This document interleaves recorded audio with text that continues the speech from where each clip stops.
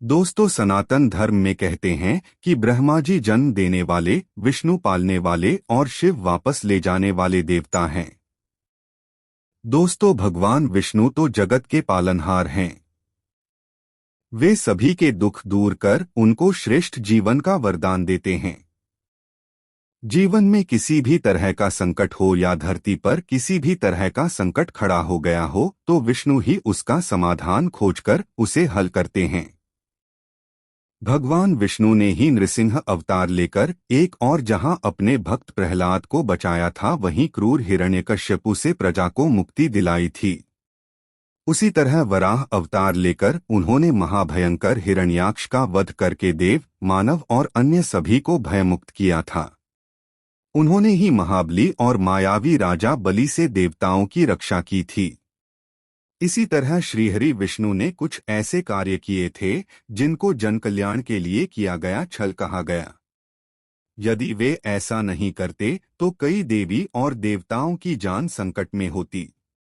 तो आओ जानते हैं श्रीहरि विष्णु द्वारा जनहित में किए गए 5 छल। भस्मासुर का नाम सुनकर सभी को उसकी कथा याद हो आई होगी।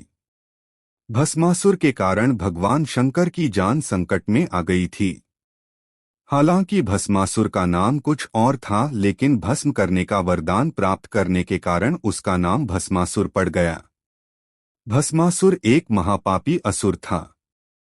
उसने अपनी शक्ति बढ़ाने के लिए भगवान शंकर की घोर तपस्या की और उनसे अमर होने का वरदान मांगा, लेकिन भगवान शंकर ने कहा कि तुम कुछ और मांग लो। तब भस्मासुर ने वरदान मांगा कि मैं जिसके भी सिर पर हाथ रखूं वह भस्म हो जाए। भगवान शंकर ने कहा, तथास्तु। भस्मासुर ने इस वरदान के मिलते ही कहा, भगवान क्यों न इस वरदान की शक्ति को परख लिया जाए। तब वह स्वयं शिवजी के सिर पर हाथ रखने के लिए दौड़ा। शिवजी भी वहां से भागे और विष्णुजी की शरण में छुप गए। तब विष्णुजी ने एक सुंदर स्त्री का रूप धारण कर भस्मासुर को आकर्षित किया। भस्मासुर शिव को भूलकर उस सुंदर स्त्री के मोहपाश में बंध गया। मोहिनी स्त्री रूपी विष्णु ने भस्मासुर को खुद के साथ नृत्य करने के लिए प्रेरित किया। भस्मासुर तुरंत ही मान गया। नृत्य करते समय भस्मासुर मोहिनी की ही तरह नृत्य करने लगा और उचित मौका देखकर विष्णुजी ने अपने सिर पर हाथ रखा। शक्ति और काम के नशे में चूर भस्मासुर ने जिसकी नकल की और भस्मासुर अपने ही प्राप्त वरदान से भस्म हो गया। भस्मासुर से बचने के लिए भगवान शंकर वहां से भाग गए। उनके पीछे भस्मासुर भी भागने लगा। भागते भागते शिवजी एक पहाड़ी के पास रुके और फिर उन्होंने इस पहाड़ी में अपने त्रिशूल से एक गुफा बनाई और वे फिर उसी गुफा में छिप गए। बाद में विष्णुजी ने आकर उनकी जान बचाई। माना जाता है कि वह गुफा जम्मू से 150 किलोमीटर दूर त्रिकुटा की पहाड़ियों पर है। इन खूबसूरत पहाड़ियों को देखने से ही मन शांत हो जाता है। इस गुफा में हर दिन सैकड़ों की तादाद में शिवभक्त शिव की आराधना करते हैं। श्रीमद्देवी भागवत पुराण अनुसार जलंधर असुर शिव का अंश था, लेकिन उसे इसका पता नहीं था। जलंधर बहुत ही शक्तिशाली असुर था। इंद्र को पराजित कर जलंधर तीनों लोकों का स्वामी बन बैठा था। यमराज भी उससे डरते थे। श्रीमद्देवी भागवत पुराण अनुसार एक बार भगवान शिव ने अपना तेज समुद्र में फेंक दिया तथा इससे जलंधर उत्पन्न हुआ। माना जाता है कि जलंधर में अपार शक्ति थी और उसकी शक्ति का कारण थी उसकी पत्नी वृंदा। वृंदा के पतिव्रत धर्म के कारण सभी देवी देवता मिलकर भी जलंधर को पराजित नहीं कर पा रहे थे। जलंधर को इससे अपने शक्तिशाली होने का अभिमान हो गया और वह वृंदा के पतिव्रत धर्म की अवहेलना करके देवताओं के विरुद्ध कार्य कर उनकी स्त्रियों को सताने लगा। जलंधर को मालूम था कि ब्रह्मांड में सबसे शक्तिशाली कोई है तो वे हैं देवों के देव महादेव। जलंधर ने खुद को सर्वशक्तिमान रूप में स्थापित करने के लिए क्रमश पहले इंद्र को परास्त किया और त्रिलोकाधिपति बन गया। इसके बाद उसने विष्णु लोक पर आक्रमण किया। जलंधर ने विष्णु को परास्त कर देवी लक्ष्मी को विष्णु से छीन लेने की योजना बनाई। इसके चलते उसने बैकुंठ पर आक्रमण कर दिया। लेकिन देवी लक्ष्मी ने जलंधर से कहा कि हम दोनों ही जल से उत्पन्न हुए हैं, इसलिए हम भाई बहन हैं। देवी लक्ष्मी की बातों से जलंधर प्रभावित हुआ और लक्ष्मी को बहन मानकर बैकुंठ से चला गया। इसके बाद उसने कैलाश पर आक्रमण करने की योजना बनाई और अपने सभी असुरों को इकट्ठा किया और कैलाश जाकर देवी पार्वती को पत्नी बनाने के लिए प्रयास करने लगा। इससे देवी पार्वती क्रोधित हो गईं और तब महादेव को जलंधर से युद्ध करना पड़ा। लेकिन वृंदा के सतीत्व के कारण भगवान शिव का हर प्रहार जलंधर निष्फल कर देता था। अंत में देवताओं ने मिलकर योजना बनाई और भगवान विष्णु जलंधर का वेश धारण करके वृंदा के पास पहुंच गए। वृंदा भगवान विष्णु को अपना पति जलंधर समझकर उनके साथ पत्नी के समान व्यवहार करने लगी। इससे वृंदा का पतिव्रत धर्म टूट गया और शिव ने जलंधर का वध कर दिया। विष्णु द्वारा सतीत्व भंग किए जाने पर वृंदा ने आत्मदाह कर लिया। तब उसकी राख के ऊपर तुलसी का एक पौधा जन्मा। तुलसी देवी वृंदा का ही स्वरूप है, जिसे भगवान विष्णु लक्ष्मी से भी अधिक प्रिय मानते हैं। भारत के पंजाब प्रांत में वर्तमान जालंधर नगर जलंधर के नाम पर ही है। जालंधर में आज भी असुरराज जलंधर की पत्नी देवी वृंदा का मंदिर मोहल्ला कोट किशनचंद में स्थित है। मान्यता है कि यहाँ एक प्राचीन गुफा थी जो सीधी हरिद्वार तक जाती थी। माना जाता है कि प्राचीन काल में इस नगर के आसपास 12 तालाब हुआ करते थे। नगर में जाने के लिए नाव का सहारा लेना पड़ता था। जब इंद्र दैत्यों के राजा बलि से युद्ध में हार गए, तब हताश और निराश हुए देवता ब्रह्मा जी को साथ लेकर श्रीहरि विष्णु के आश्रय में गए और उनसे अपना स्वर्गलोक वापस पाने के लिए प्रार्थना करने लगे। श्रीहरि ने कहा कि आप सभी देवतागण दैत्यों से सुलह कर लें और उनका सहयोग पाकर मदरांचल को मथानी तथा वासुकी नाग को रस्सी बनाकर क्षीरसागर का मंथन करें। समुद्र मंथन से जो अमृत प्राप्त होगा उसे पिलाकर मैं आप सभी देवताओं को अजरमर कर दूंगा। तत्पश्चात ही देवता दैत्यों का विनाश करके पुनः स्वर्ग का आधिपत्य पा सकेंगे। देवताओं के राजा इंद्र दैत्यों के राजा बलि के पास गए और उनके समक्ष समुद्र मंथन का प्रस्ताव रखा और अमृत की बात बताई। अमृत के लालच में आकर दैत्य ने देवताओं का साथ देने का वचन दिया। देवताओं और दैत्यों ने अपनी पूरी शक्ति लगाकर मदरांचल पर्वत को उठाकर समुद्र तट पर लेकर जाने की चेष्टा की, लेकिन नहीं उठा पाए। तब श्रीहरि ने उसे उठाकर समुद्र में रख दिया। मदरांचल को मथानी एवं वासुकी नाग की रस्सी बनाकर समुद्र मंथन का शुभ कार्य आरंभ हुआ। श्री विष्णु की नजर मथानी पर पड़ी, जो कि अंदर की ओर धंसती चली जा रही थी। यह देखकर उन्होंने स्वयं कच्छप बनाकर अपनी पीठ पर मदरांचल पर्वत को रख लिया।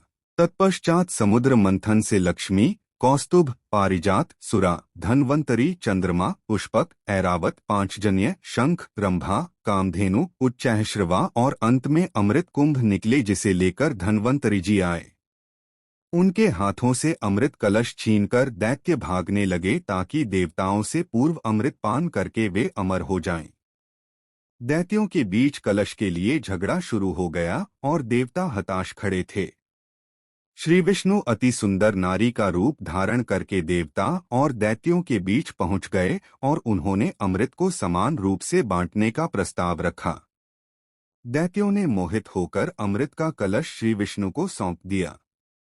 मोहिनी रूपधारी विष्णु ने कहा कि मैं जैसे भी विभाजन का कार्य करूं, चाहे वह उचित हो या अनुचित, तुम लोग बीच में बाधा उत्पन्न न करने का वचन दो, तभी मैं इस काम को करूंगी। सभी ने मोहिनी रूपी भगवान की बात मान ली।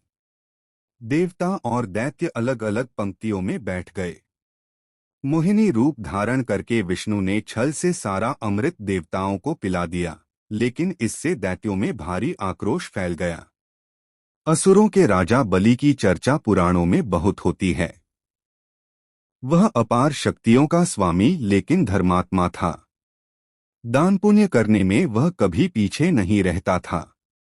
उसकी सबसे बड़ी खामी यह थी कि उसे अपनी शक्तियों पर घमंड था और वह खुद को ईश्वर के समकक्ष मानता था और वह देवताओं का घोर विरोधी था। कश्यप ऋषि की पत्नी दिति के दो प्रमुख पुत्र हिरण्यकश्यप और हिरण्याक्ष थे। हिरण्यकश्यप के चार पुत्र थे, अनुहल्लाद, हल्लाद, भक्त प्रहलाद और संहल्लाद। प्रहलाद के कुल में विरोचन के पुत्र राजा बलि का जन्म हुआ। राजा बलि का राज्य संपूर्ण दक्षिण भारत में था। उन्होंने महाबलीपुरम को अपनी राजधानी बनाया था। आज भी केरल में ओणम का पर्व राजा बलि की याद में ही मनाया जाता है। राजा बलि ने विश्वविजय की सोचकर अश्वमेध यज्ञ किया और इस यज्ञ के चलते उसकी प्रसिद्धि चारों ओर फैलने लगी।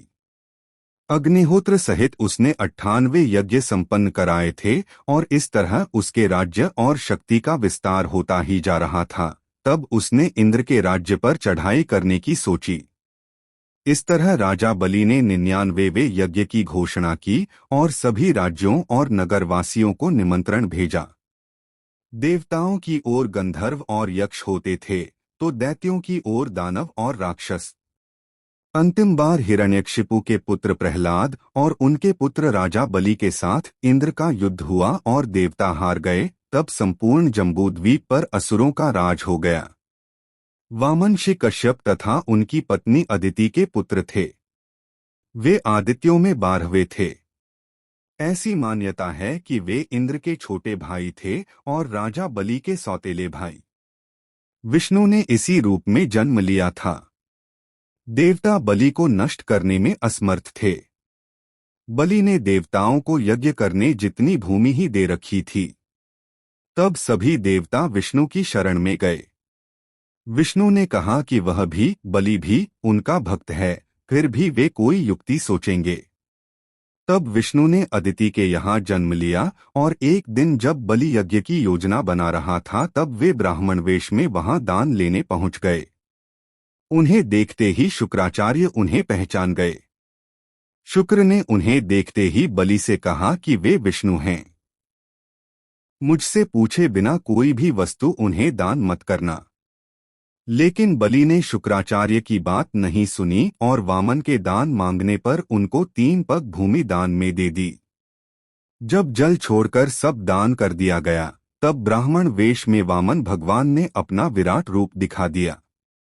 भगवान ने एक पग में भूमंडल नाप लिया, दूसरे में स्वर्ग और तीसरे के लिए बलि से पूछा कि तीसरा पग कहाँ रखूं। पूछने पर बलि ने मुस्कुराकर कहा, इसमें तो कमी आपके ही संसार बनाने की हुई, मैं क्या करूं भगवान, अब तो मेरा सिर ही बचा है। इस प्रकार विष्णु ने उसके सिर पर तीसरा पैर रख दिया। उसकी भक्ति से प्रसन्न होकर विष्णु ने उसे पाताल में रसातल का कलयुग के अंत तक राजा बने रहने का वरदान दे दिया। तब बलि ने विष्णु से एक और वरदान मांगा। राजा बलि ने कहा कि भगवान, यदि आप मुझे पाताल लोक का राजा बना ही रहे हैं तो मुझे वरदान दीजिए कि मेरा साम्राज्य शत्रुओं के प्रपंचों से बचा रहे और आप मेरे साथ रहें। अपने भक्त के अनुरोध पर भगवान विष्णु ने राजा बलि के निवास में रहने का संकल्प लिया। पातालपुरी में राजा बलि के राज्य में 8वें प्रहर भगवान विष्णु सशरीर उपस्थित रह उनकी रक्षा करने लगे और इस तरह बलि निश्चिंत होकर सोता था और संपूर्ण पातालपुरी में शुक्राचार्य के साथ रहकर एक नए धर्म राज्य की व्यवस्था संचालित करता है। माना जाता है कि बद्रीनाथ धाम कभी भगवान शिव और पार्वती का विश्राम स्थान हुआ करता था। यहाँ भगवान शिव अपने परिवार के साथ रहते थे, लेकिन श्रीहरि विष्णु को यह स्थान इतना अच्छा लगा कि उन्होंने इसे प्राप्त करने के लिए योजना बनाई। पुराण कथा के अनुसार सतयुग में जब भगवान नारायण बद्रीनाथ आए तब यहाँ बद्रियों यानी बेर का वन था और यहाँ भगवान शंकर अपनी अर्धांगिनी पार्वती जी के साथ मजे से रहते थे। एक दिन श्रीहरि विष्णु बालक का रूप धारण कर जोर जोर से रोने लगे। उनके रुदन को सुनकर माता पार्वती को बड़ी पीड़ा हुई। वे सोचने लगीं कि इस बीहड़ वन में यह कौन बालक रो रहा है, यह आया कहाँ से और इसकी माता कहाँ है। यही सब सोचकर माता को बालक पर दया आ गई। तब वे उस बालक को लेकर अपने घर पहुंची। शिवजी तुरंत ही समझ गए कि यह कोई विष्णु की लीला है। उन्होंने पार्वती से इस बालक को घर के बाहर छोड़ देने का आग्रह किया और कहा कि वह अपने आप ही कुछ देर रोकर चला जाएगा। लेकिन पार्वती माँ ने उनकी बात नहीं मानी और बालक को घर में ले जाकर चुप कराकर सुलाने लगी। कुछ ही देर में बालक सो गया। तब माता पार्वती बाहर आ गईं और शिवजी के साथ कुछ दूर भ्रमण पर चली गईं। भगवान विष्णु को इसी पल का इंतजार था। इन्होंने उठकर घर का दरवाजा बंद कर दिया। भगवान शिव और पार्वती जब घर लौटे तो द्वार अंदर से बंद था। इन्होंने जब बालक से द्वार खोलने के लिए कहा तब अंदर से भगवान विष्णु ने कहा कि अब आप भूल जाए भगवान, यह स्थान मुझे बहुत पसंद आ गया है, मुझे यहीं विश्राम करने दीजिए। अब आप यहाँ से केदारनाथ जाएं। तब से लेकर आज तक बद्रीनाथ यहाँ पर अपने भक्तों को दर्शन दे रहे हैं और भगवान शिव केदारनाथ में। उम्मीद करते हैं आप सभी को वीडियो पसंद आया होगा। पसंद आया है तक वीडियो को लाइक और चैनल को सब्सक्राइब जरूर करें।